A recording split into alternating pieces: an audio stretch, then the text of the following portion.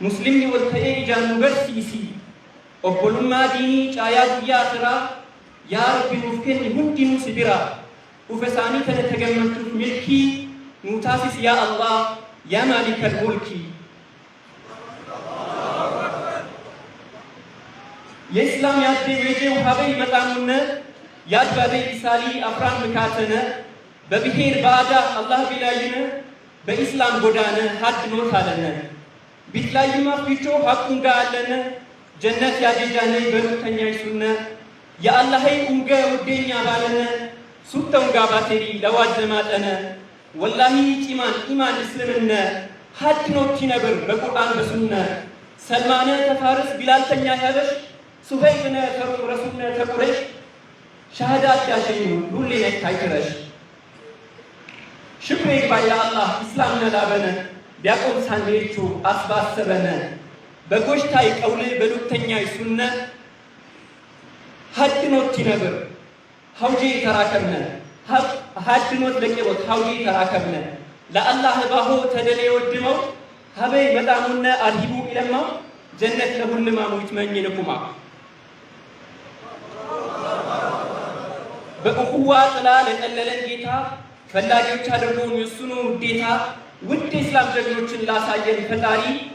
እልፍ አላፍ ምስጋና ላዛኙ መሃሪ አልሐምዱሊላህ ለዚህ ላደረሰን እንደ ቸርነቱ ዲኑን አወረሰን ቁጥር ስፍር አልባ ስንት ፊትና አየን መከራን ስንጋት መቼ ተለያየን ምንያ ማለያል ብሰውን ባለማወቃችን የተደገሰውን ከፋፍለው ሲያሞኙን በመለጠፍ ታርጋ ባለመልቃታችን ብዙ ከፈል ዋጋ በቅርንጫፍ ጉዳይ ሰጥተውን ቤት ስራ ኢስላም እንዳያድግ እንዳያንሰራራ እነሱን ሲያባሉ እኛም ስንባላ በባላንጣ ፌራ ወንድም ሲጣላ ህዝቤ ርቆ ሲሄድ ስንት ርቀት ቀድሞ መቃቃር ነበረ የኛ ስራ ደግሞ አልሐምዱሊላህ አላህ ከዚያ አወጣን ጥሎ አልጣልንም ወደ አንድ አመጣን ኢስላም ለክፍል መንስኤ አይሆንም አላሁ አክበር ኢስላም ለክፍል መንስኤ አይሆንም ካሸለብንበቱ እንንቃ አሁንም ሙሃጅሩን ካንሳር ባንድ ያጋመደ አውስና ኸዝረጅን ከጠብ ያዛመደ አንድነትን መርህ አድርጎ ያስተማረ መቼ ለልዩነት መንስኤ ሆኖ ኖረ የአባይ ልጅ ውሃ ሲጠማው አጀብ ያስብላል ጉዱን ለሰማው ከማናው እንቅልፍ በመንቃታችን በመጠበቁ አንድነታችን የዑለሞች ዱዓ ፍሬ አፍርቶ እንዲህ አስዋበን ማዳን አምጥቶ ይኸው ድምፃችንን ከፍ ብሎ ተሰማ አንድነት ታወጀ ከከፍታው ማማ ትግሉ የወለደው መሪ አግኝተናል ምጡቅ ራእይ ያለው መሆኑን አይተናል ታግሎ ማታገሉ ራሱ ኖሮ ያየ ዲኑን ለመከደም ብዙ የተሰቃየ እስሩን ቶርቸሩን ችሎ የተቀበለ ለኢስላም በተግባር ዋጋ የከፈለ የህዝቡን ትርታ የተገነዘበ በታታሪነቱ ፍቅርን የከሰበ የአንበሳን ሞገስ የተከናነበ መሪ አግኝተናል ራእይ ያነገበ አልሐምዱሊላህ አላህ ያዝልቅልን ረጅም ሀያት ሰጥቶ እሱ ይጠብቅልን ገስግስ አታንታ እኛም ከጎንህ ነን ከማማው እንደርሳለን በአንድ ላይ ሆነን ለዚህም ድል ስኬት አብረው ለነበሩ አላህ ያልቅልኝ በጀነት ሀገሩ ብዙ ስራ አለ ከፊት የሚጠብቀን መፍጋት ይገባናል ጠንክረን ተቀን ዛሬ ላለንበት ዘርፈ ብዙ ጣጣ ያውኛውንና መፍትሄ ምናመጣ ተቋምና ጠንክር ለዲን ዘብንቁ ከሊቅ እስከ ደቂቅ ትንሹም ትልቁም ተዋደን ተሳስበን በፍቅር እንኑር ከአጽናፍ አጽናፍ ይታይ የእስልምናችን ኑር ወሰላሙ አለይኩም ወራህመቱላህ ወሰላሙ ወራህመቱላሂ ወበረካቱሁ ማሻአላህ አላሁ አክበር አላሁ አክበር መቼም ኦሮምኛና አማርኛ ይገባቸዋል ስተኛ ብቻ ሊተርጉምላችሁ ማሻአላህ አይ ማሻአላህ እጋ ሐቂቃት ዋንቴ ተደባብለ ያለችውን ዋንዳ አርገን ከና አከገ ተሳቢው ነው أتام كان يسوع هذا ولد بيتنا لما تبانا بانا الله أكبر وجبات الري أما وجعلني لما وجبنا الله أكبر وكما كينا وجعلنا كينا ولكتبين كينا كفدرات ما تعيسو إذا أنا كان فلان سكنتم يا كهيوتاتي كهيوتاتي كدواتا كدالا تمتوتاتي سكنتم كنتيانو سكنتا برتا وكا أكثر كذي معاملة كي برودي كنا برتا أنت كنا برودي معاملة كنا كنا برتا يبغون أنا كتعامل وانا جدو برتا دكتوري برتا جدي برتا ما وكا من مري مسلموتا أورميا كتان شيء جمالين أنا فيرو نندا ورمينو أفيرو وكنان كينا برتا من مري مسلموتا نبالا دامان شيخ محمود حسين أكبر أكنا أفيرا أنا موسى أفيرا إن شاء الله الله أكبر الله أكبر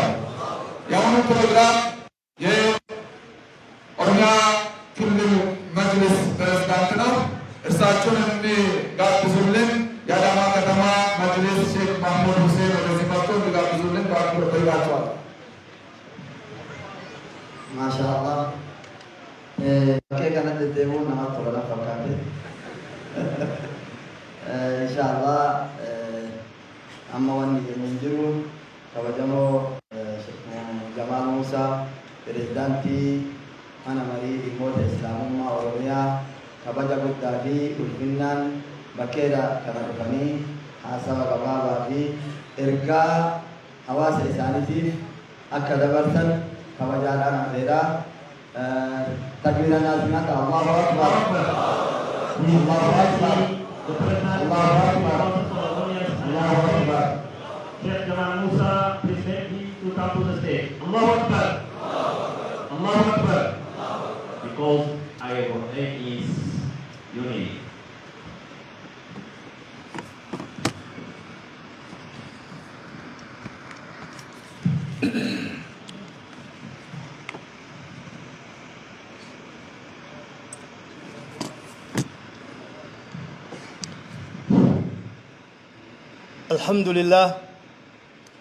الحمد لله وكفى وسلام على عباده الذين اصطفى أما بعد أيها الحفل الكريم أيها الأحبة في الله أولا أتقدم إليكم باسمي وباسم المجلس الأعلى للشؤون الإسلامية في أوروميا إلى سيادة الرئيس القائد الناجح الذي بذل أقصى جهده فنال ما تمناه.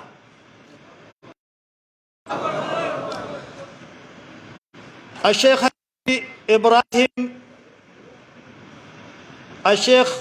حج بن إبراهيم بن تحفة ونائبيه الشيخ عبد بدر الدين والشيخ عبد العزيز بن عبد الولي. عليكم ورحمة الله. نفتتح أمامكم هذا الحفل الكبير بكلمة وجيزة لا تتعد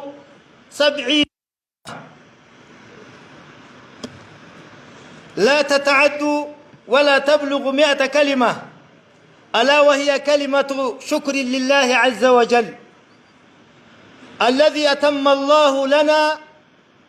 ما كنا نتمناه منذ زمن بعيد. كلمة شكر لله عز وجل، الحمد لله رب العالمين. ثم كلمة شكر لحكومتنا الرشيدة في أوروميا وحكومتنا الفيدرالية الإثيوبية التي يترأسها رئيس الوزراء الدكتور أبي أحمد حفظه الله، إذ بذلت الحكومة أقصى جهدها وهيأت ومكنت التدبير اللازم، ومن هنا تستحق حكومتنا الشكر والتقدير، لأن النبي صلى الله عليه وسلم من لم يشكر الناس لا يشكر الله، وهذا هو نسل لم يسبق له مثيل في تاريخ بلادنا على مر العصور وقد تحقق ما تمنيناه من توحيد صفوف المسلمين. حفظ الحرية أشد من طلبها، هذا واجب الجميع. أيها الحفل الكريم، ومهما اختلفت اللغات وتباعدت الأقاليم والمناطق، ونحن إخوة في ذل كلمة التوحيد، كلمة لا إله إلا الله محمد رسول الله، محمد رسول الله، في بلد واحد وفي ظل كتاب واحد وفي سنة نبي واحد، ونعبد ربا واحدا، لا فضل لأورمي على صومالي، ولا فضل لعفاري على أمهاري، ولا قراقي على تقري وشنقولي وجنوبي وسدامي، إلا بتقوى الله تبارك وتعالى. أيها الحفل الكريم، رسالتنا في أعمال المجلس الإسلامي في أوروميا وهدفنا واحد، يكون بالتركيز على مؤالفة قلوب العباد، على مؤالفة قلوب العباد، ويتركز كذلك على التعاليم الإسلامية والتنمية والتعاون والآداب الإسلامية السامية، بتنسيق الدعوة والدعاة والعلماء والمثقفين فيما بينهم في جميع المحافظات والمديريات وفي جميع البلديات في أوروميا، مع حكومتنا بالتماسك يدا بيد وجنبا بجنب حتى ينقطع أوصال المنافقين والفاسدين، ويسود العدل والرخاء إن شاء الله تعالى. obboleeyyan keenya kabajamtoota ulamaa'oota hoggantoota majlisa federaalaa, duraan dursee hogganaa keenya duree keenya qabsaawaa keenya Sheekh Hajji Ibrahim Tuhfaa hafizahullah, itti aanoo isaa lamaan Sheekh Abdul Karim Sheekh Badruddin fi akkuma san Sheekh Abdul Aziz Sheekh Abdul Wali, akkuma san caasaalee isaanii hunda barreessaa fi hooggantoota koree majlisa ulamaa'oota keenya, akkuma san hooggantoota majlisa magaalaa Finfinnee Sheekh Sultaan, akkuma san koree isaatii wajjin hooggantoota keenya kanneen naannolee adda addaa irraa dhufan, naannolee Itoophiyaa keessatti argaman obboleewwan keenya warra Oromiyaa wajji daaddaa jechuudha. hundi keessanuu baga nagaan dhuftan irra deebi'ee assalaamu alaykum wa rahmatullahi wa barakaatuh isinin jaa. kanatti aansuudhaan dhaamsi keenya, kalimaan teenya tan arraatun walgahiin tun walgahii rabbiif galata galchuuti. alhamdulillahi rabbil aalamiin. yeroo dheeraadhaaf ulamaawonni ummata islaamaa dura deemanii ummata islaamaa waa barsiisan,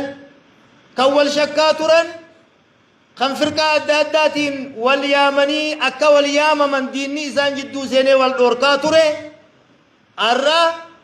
inni kun kalimaan ummata islaamaa takka tahuu irratti walgahii jalqabaati. allahu akbar. walgahii jalqabaa kan siinii fi saadiin wanni adda addaa isaan jidduu seentee akka isaan walin amanne, akka isaan walin diin islaamaa hin dalayne addaan dhiibaa turte san dhabamuudhaan, wanni san diigamuudhaan duraan dursinee rabbii keenyaaf galata galchina. itti aansuudhaan mootummaa keenya kan haala mijjeeyse hedduu nu wajji rakkate, ummata islaamaatii wajji rakkate, ol qabanii gaqqabanii dhiigaa dhangala'a warra je'ellee osoo dhiini nama bilisa tahee tokko hin dhangala'in karaa nagayaatiin tokkummaa kana akka arkamtu kan taasisan mootummaadhaaf galanni isaanii haa ga'u. maaliif waan ummata biyya tanaatiif tolu osoo chinkaayatin duguuganii carraaquu isaaniitiin karaa nagayaatiin tokkummaan islaamaa mirkanaawe. kuni waan nuti hawwaa turre, kun waan ummanni islaamaa ulamaan islaamaa yaaddaawaa hawwaa ture. أرمر كناوي جرا تكمان كينيا سيني في صدر بني جرا ميمي مسلم توتا الذي سمانا الله تبارك وتعالى المسلمون جي خربي نيامه انت خينياه توكو تاني جرا مسلم توتا تهو خينيان كلمة ربي نوفكن لا إله إلا الله جل ولك أبمودان أكو مثلا كتاب قرآن توكو كبچودان نبيي توكو سنة ساجل ديمودان قبلاتك غرغل لي ولين صلاتودان وسو ولين دمني وسو ولين شكني توكو تاني جرا ومع ذلك أكن ما وجنين توكم ما خنتي سن درقما تمر يچودامتي هيوني ونجان بلسما أكنا أركچوداف چرا قورا بلسما أركمتي تيفچودا ترجب دودا جان حالا خنان وبلين كينيا أفان أدى نتهوس نانو منطقان تينيا غرغرة تاتوس كان أفاري في صومالي في بني شنقولي في بياد أدى نانو لي تينيا رادو فالله كاوي في تندندو هندي إسانو تونو تي أبوليواني قادس لا إله إلا الله جل ولك أبمني جراجتو خناف كينياهو tokkummaa kanarra daleene kana cimsuudhaatu nurraa barbaachisa wanni khayyoom majlisa oromiyaadha carraaqqiin teenya inni dura godinaalee fi aanaa fi gandarratti barnoota gadhaabu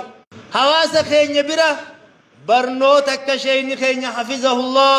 shee adam tuulaadha madda haraashii ja'anii qotee bulaa sa'aa godhanii fi barsiisanii san أورميا غوتو طرفا في طرفا ولينجهو لخايون تينيا خناف جج الله أكبر خناف أمة الإسلام صدى ربي قبلني علماء نقفني سنة نبينا محمد الرجرات داف هندي خينياو خديرا خدبرا خقدا خطيكا أكا أوف كوبيسينو نبربر الله أكبر الله أكبر Supreme Council of Islamic Affairs of Ethiopia, please welcome to the stage. Allahu Akbar. Allahu Akbar.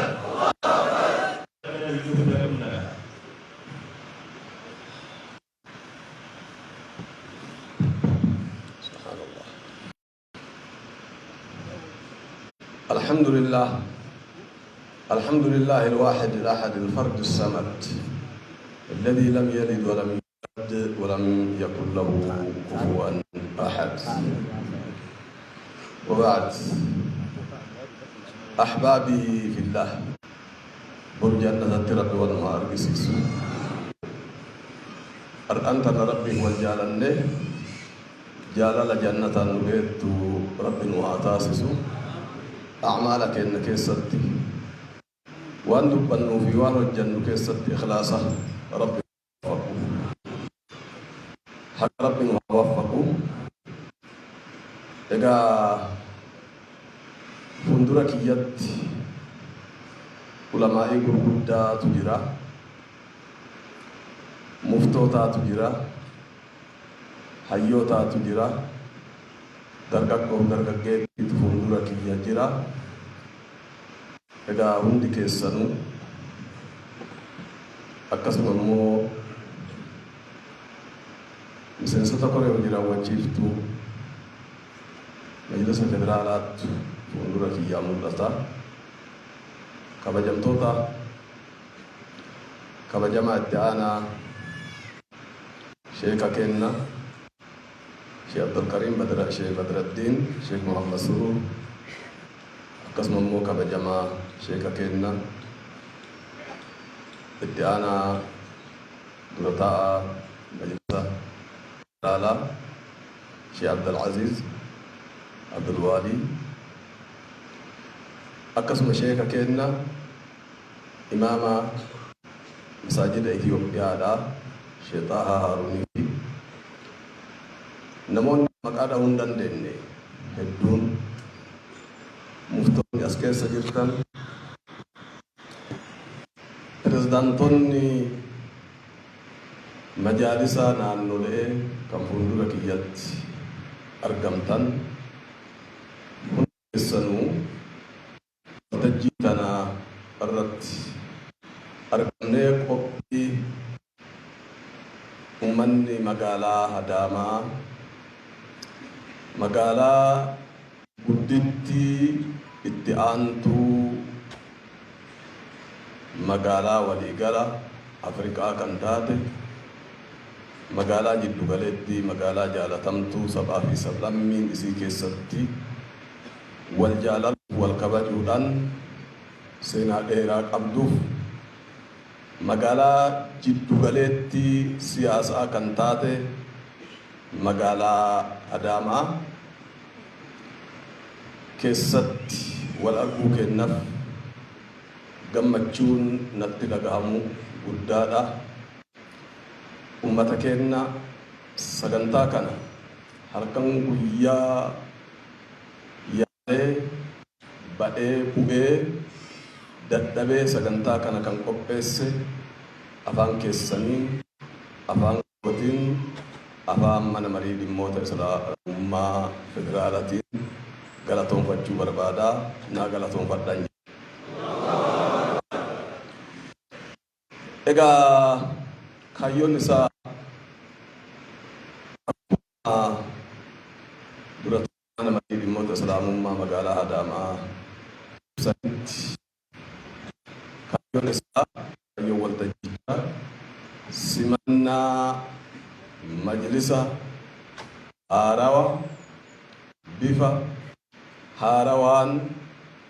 kaluu kana rabbiin gaafii yeroo dheeraa irratti nuu deebise simachuu akka ta'e hundi keenya beekna jechuudha. Egaa otoo bakka kana ofii jiraachuu badhee ibsuu danda'a bakka tana waan naan arrabni waanuma ummanni akka waliigalaatitti biyya keessaafillee biyya alaatillee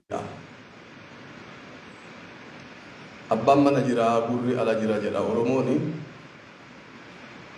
haasawuu fi dabarfaturraa yoo laalle gammachuun kallattii akka keessa jirru kanatti umrii keessa jirru umrii gabaabaa miti umrii kanatti gammachuun gama islaamaatiin gammachuun akka booda kana nurra tarte takkaatu nurra tarre.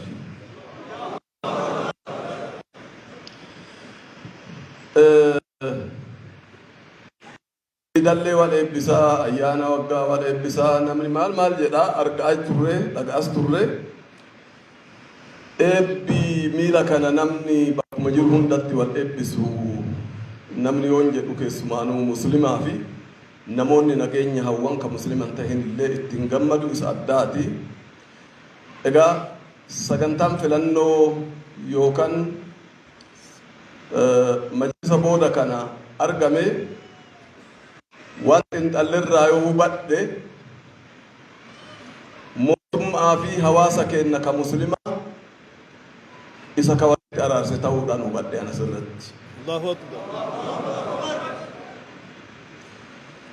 Kuni maali yoo jettan tilmaamaa miti. Namoonni biyya alaa jiranii fi kan biyya keessa jiran ka mootummaa kana qeeqaa turan ka mootummaa kana hamataa turan ka mootummaa kana garee takka ture ar'aan tana majlisa qaama seerummaa qabu tahee amantoota dursanii qaama seerummaa argatanii walqixa yookaan dorgomaa tahee ifaa fi bilisatti labsiidhaan dhaabbachuun tokko rakkoo hooggansaa nurra ture rakkoo hooggansaa qabna. Qaamni seeran nu hoogganuu fi dhugaan nu hoogganu kan nuti itti amannu kan nuti filanne ka bakka nu bu'a jenne yeroo kamuu nu dura taa'uu hin dandeenye. Rahmatullahi alayhi dhufanii dabranii jiru Sheikh Muhammad Thani Habib rahmatullahi alayhim amsal lisani Sheikh Muhammad Ahmad Allodin mujahidni guddaan umriin isaanii achi keessatti yeroo dheeraaf nu tajaajiluu hin dandeenye hin dabarre jechuu miti carraa bilisummaadhaan qaama seerummaa majlisni argatee hooggansaa hin ifaajan malee jalaa dabran jechuudha. Osoo har'a jiraatanii jarriin kunii fi fakkaatan hiriyyaan isaanii har'a arganii maal akka jedhan hin beeku. Kanaaf har'aan tana majlisni kennaa majlisni islaamaa odoo ministeera tokkotti hin haajamin odoo ministeera kamiyyuu eeyyaman gaafatin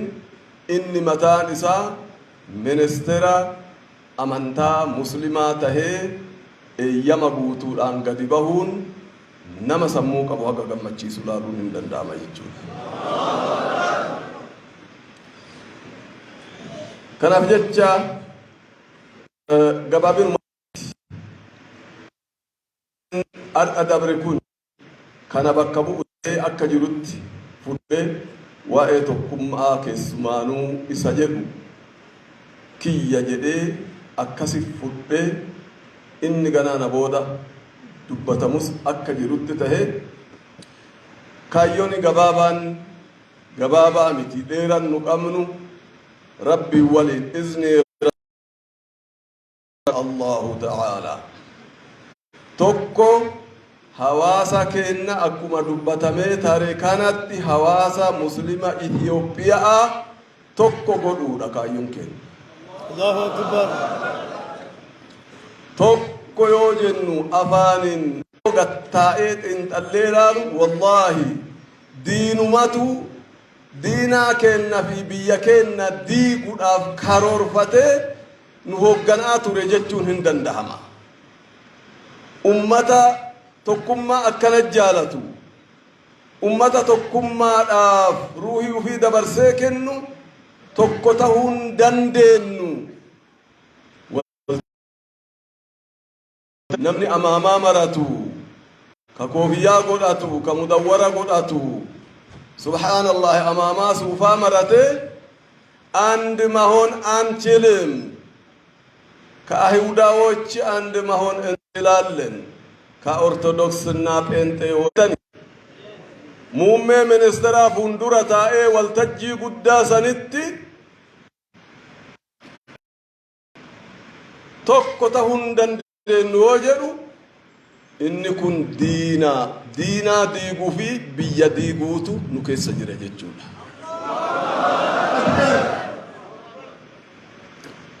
Nuti tokko akkuma jedhe ummata sanillee rabbi haa qajeelchu. Kanaaf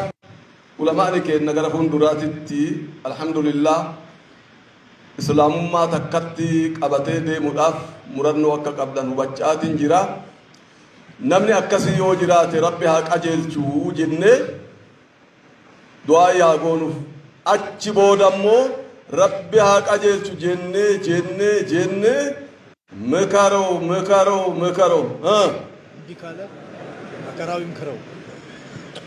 akka wal biran tarre beekaa asitti.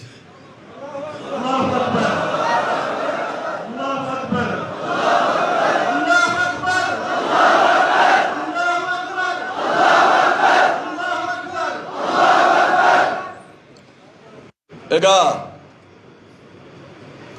diina biyyattii diiguu ka islaamaa biran dabarru tokko akkuma jennee tokko kana inni lammaffaadha sab'aa fi sablammii biyya keenya jiru amantaa kamuyyuu haa hordofu kabajaa fi sadarkaa isaa eeguudhaan biraan labsu. Egaa akka biyyattiittis keessa isaatiillaa tokko taana yoo jennu gara biraatiin tokkummaan itti aantu maali? Izni rabbiitiin muslimni Afrikaa izni rabbiitiin tokko taha.